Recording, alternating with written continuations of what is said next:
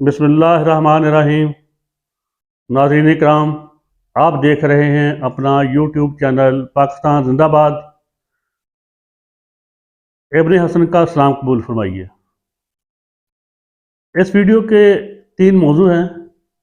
जनाब मोहतरम फ़र्रुख हबीब साहिब, महकमा ज़राअत वाले, और एक जिसका नाम नहीं लेना, वो हुसैन साज इंसान। जी हाँ, तो पहले बात करते हैं फ़र्रुख हबीब साहब के बारे में। फ़र्रुख हबीब साहब ने कल मीडिया पे नमूदार होके जो कुछ भी कहा, जैसे भी कहा, उस पे मैं कोई एक लफ्ज़ भी नहीं बोलूँगा, क्योंकि 9 मई के बाद मुख्तलिफ लोग जिस तरह अचानक गायब होकर अपनी फुफ्फो के घर चले जाते हैं और फुफ्फो के घर से वापसी आकर ख़वातीनो हज़रात जिस तरह मेन स्ट्रीम मीडिया पे उसकी स्क्रीन पे नमूदार होकर जो कुछ कहते हैं, वो सबको पता है कि वो किस फुफ्फो के पास जाते हैं और वहाँ उनकी किस तरह टहल सेवा होती है, और उस टहल सेवा के नतीजे में जो कुछ कहते हैं, वो हर बच्चे बच्चे को पता है।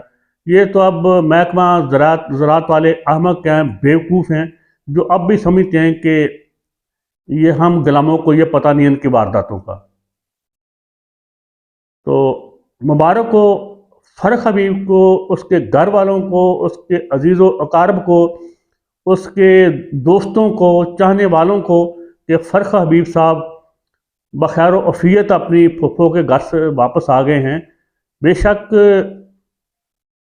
उनका लहजा उनके बॉडी लैंग्वेज की अक्कासी नहीं कर रहा था, और उसकी हालत वैसी नहीं हुई जिस तरह मलिका बुखारी की थी, जिस तरह वो सरज जमशेद चीमा बेचारी की थी, जिस तरह वो बेचारी क्या है उसका नाम, वो मुझे भूल गया, वो जो बेलोच थी पीटीआई की, उस तरह की हालत नहीं हुई। तो अमरान रियाज की तरह इसकी हालत नहीं हुई, या फिर अरशद शरीफ जैसा अंजाम नहीं हुआ। तो शुक्र है कि फ़र्रुख हबीब जैसे तैसे भी फुफ्फो के घर से वापस आ गया। तो इस पे फिर फ़र्रुख हबीब पे दोबारा आता हूँ। अब थोड़ी सी बात हो जाए महकमा ज़राअत वालों पे। मुझे इंतहाई दुख से, अफसोस से कहना पड़ता है कि महकमा ज़राअत के 5-7 फैसला साज जो लोग हैं, वो सारे ही महकमा ज़राअत को बदनाम करवा रहे हैं, उस पे दुश्मन दरवाज़ी करवाते हैं, उसके ख़िलाफ़ आवाम के दिलों में नफ़रत के बीज बोते हैं।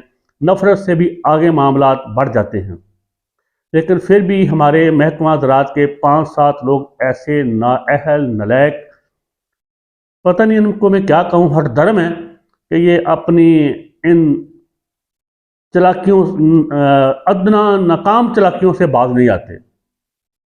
76 साल से ये यही चालाकियाँ कर रहे हैं, यही ये जोड़ तोड़ कर रहे हैं, यही ये जो भी इसे कह लें हदायतकारी कर रहे हैं, लेकिन उससे कौम का भला कुछ नहीं हुआ। मुल्क 2 टुकड़े ज़रूर हुआ, अब दिवालिया भी हो चला, लेकिन मुल्क का फ़ायदा कुछ नहीं हुआ। मुल्क का फ़ायदा तभी होगा जब ख़ुसूसन महकमा ज़राअत वाले अपनी आइनी कानूनी हदूद में चले जाएंगे। महकमा ज़राअत वाले नहीं, अस्तग़फ़िरुल्लाह, महकमा ज़राअत तो मुझे अपनी जान से अजीज़ है, जिसे अफ़वाज पाकिस्तान कहते हैं, लेकिन इन्होंने उसे महकमा ज़राअत अब बना दिया है। इसके जो 5-7 जर्नैल और आर्मी चीफ़ हैं, जब तक वो अपनी आइनी, मैं बात खोल के अब कर देता हूँ, जब तक वो अपनी आइनी कानूनी हद में नहीं चले जाते। पिछले दिनों आर्मी चीफ साहब ने फरमाया था कि हम रियासत की रिट कायम करने के लिए हर हद तक जाएंगे। तो मैंने उस पर लिखा था, उन्हीं उसकी तस्वीर पे, हजूर क्या आप अपनी आइनी कानूनी हदूद में, हल्फ की हदूद में भी जाएंगे, वहाँ तक भी जा सकेंगे? तो खैर, जब तक कि अपनी आइनी कानूनी हदूद में नहीं जाते, अपना आइनी कानूनी हल्फ का काम नहीं करते, तब तक पाकिस्तान में कोई बेहतरी पैदा नहीं होने वाली। इनका काम है जब चोरी हो रही हो तब चोर को रोकें, चोर का हाथ पकड़ें, लेकिन तब तो ये उसकी पहले फाइलें बनाते थे, अब उसकी ऑडियो वीडियो बनाने में मसरूफ़ रहते हैं, ताकि मतलूबा चोर जो सियासतदान ब्यूरोक्रेट होता है, अगर वो कहीं इनके हसबे हसबे मंशा बयानात ना दे या काम ना करे, तो उस फाइल को, ऑडियो वीडियो को काम में लाया जा सके। जी हाँ। लेकिन अब इनके मुकाबले में वो आले शीफिया भी काफ़ी तेज़ हो गया, वो भी इनकी ऑडियो वीडियो बनानी उसने भी शुरू कर दी है। खैर, ये मैं पूरी दयानतदारी से, ईमानदारी से कह रहा हूँ कि जब तक ये महकमा ज़राअत के 5-7 अफिसर अपनी आईनी हदूद में नहीं जाते, अपनी कानूनी हदूद में नहीं जाते, पाकिस्तान की कोई बेहतरी होने वाली नहीं। तो इससे आगे अब चलते हैं ज़ेन साज शख्सियत पे।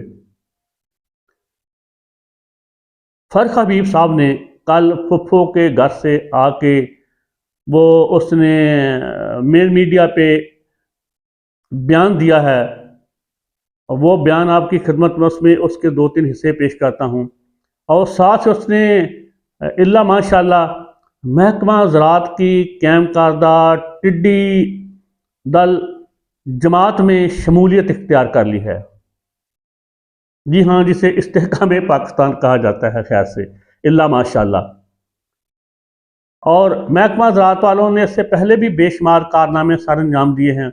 पहले ये जहरीले बीज बीजते हैं, फिर जब वो उनकी फसल तैयार हो जाती है, फिर उनको काटते हैं, फिर इनके हाथ जख्मी होते हैं, फिर मेरे बच्चे जो सिपाही होते हैं, लाइसनैक होते हैं, नायक होते हैं, सूबेदार होते हैं, हवालदार होते हैं, मेजर सूबेदार मेजर होते हैं, लेफ्टिनेंट होते हैं, मेजर होते हैं, कैप्टन होते हैं, वो फिर अपनी जानें कुर्बान करते हैं इस फसल को काटने के लिए। इससे पहले ये बहुत सी फसलें काश्त कर चुके हैं। ये टीटीपी भी जो तालिबान की फसल है, ये भी इनकी काश्त करता थी, जिसके आज तक जख्म उठा रहे हैं। MQM की सिपाही साहबा की, जिसने बेशुमार बेगुनाहों अहले तशी को शहीद किया। फिर वो कैद आज़म थी, उसका एक आजकल जर्नैल इन्होंने अंदर डाला हुआ है महकमा ज़राअत वालों ने, जिसका नाम चौधरी परवेज़ इलाही है, शनीद है। उसने एक टेलीफोन कॉल अटेंड करके उस पर मनवन अमल नहीं किया था। ये शनीद है, बाकी गैब का हाल तो या हकीकत हाल तो खुदा ही जानता है। इसी तरह आजकल ये महकमा ज़राअत वाले ये टड्डी दल सियासी जमात बना रहे हैं, सियासी इस्तेहकाम पाकिस्तान के नाम से, और एक वो परवेज़ खटक को इन्होंने काम सौंपा हुआ है। तो इससे तो कुछ हासिल नहीं होगा। तो आगे बढ़ते हैं। एक तो फर्क हबीब साहब ने ये टड्डी दल जमात में शमूलियत इख्तियार कर ली है, महकमा ज़राअत की बनाई हुई। दूसरा, फर्क हबीब साहब ने कल एक पता नहीं नादनिस्तगी में या अनजानेपन में एक इंतहाई तल्ख सच बोला है, जो आज तक कोई भी बोलने की जुर्रत नहीं कर सका।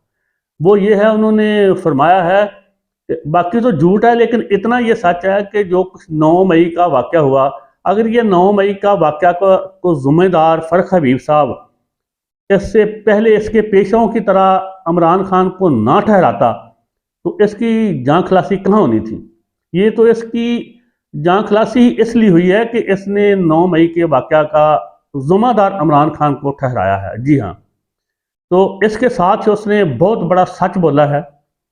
इमरान खान ज़हन साजी करता रहा है कौम की, अपने वर्करों की, अपने कारकुनों की, कौम की। जी हाँ, रब्बुल इज़्ज़त की कसम, मुझे इमरान खान से कुछ लेना देना नहीं, मुझे PTI से कुछ लेना देना नहीं, मुझे जर्नैलों, जजों से, ब्यूरोक्रेटों से, नवाज शरीफ से, जरदारी से कुछ लेना देना नहीं। मैं मौजूदा सैयद साहब जनरल आसिम मनीर साहब से कभी भी ज़िंदगी में मिलना नहीं चाहूँगा, अपनी खुशी से, अपनी मर्जी से। यहाँ उसे नहीं मिलना चाहूँगा, वहीं इमरान खान को नहीं मिलना चाहूँगा। और नवाज शरीफ, जरदारी, फौजर रहमान, इनका तो मैं क्या कहूँ, इनके मिलने ना मिलने वैसे ही फजूल है ऐसी बात करना। तो मैं किसी को भी, किसी ताकतवर को मैं कभी मिलना नहीं चाहता, ना मेरा इनसे कोई लेना देना। लेकिन फर्क हबीब साहब, आपने जो बात की है सच की है।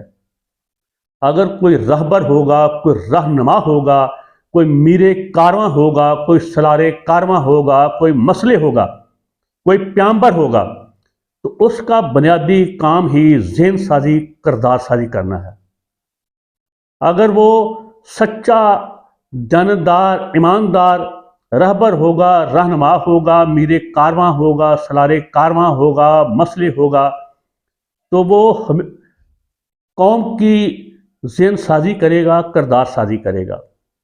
अगर वो ये काम नहीं करेगा तो वो क्या घोड़ों को मेखें लगाएगा? बाकी हेरा फेरी, चोरी चकारी, मनी लॉन्ड्रिंग, लूट मार, करप्शन, माशी दहशतगर्दी में तो इल्ला माशाल्लाह हमारे जर्नैल, हमारे जज सभी नहीं, चंद जो जरैम पेशा हैं जिन्होंने मिल के पाकिस्तान को यरगमाल बनाया हुआ है, जिसे मैं बदमाशिया का नाम देता हूँ। इसमें तो वो जरैम पेशा, मुजरमाना जहनीत के जर्नैल, जज, ब्यूरोक्रेट, सियासतदान, संतकार, ये मकन्ना वाले, ये अदलिया गदलिया वाले, ये ज़मीर फरोश, ये कलम फरोश, मीडिया साफ़ी वाले, ये बहुत हैं। ये तो खुदा का शुक्र है कि बकौल इसके कोई ज़हन साजी, किरदार साजी करने वाला भी मौजूद है इस कहतुल रजाल के दौर में पाकिस्तान में।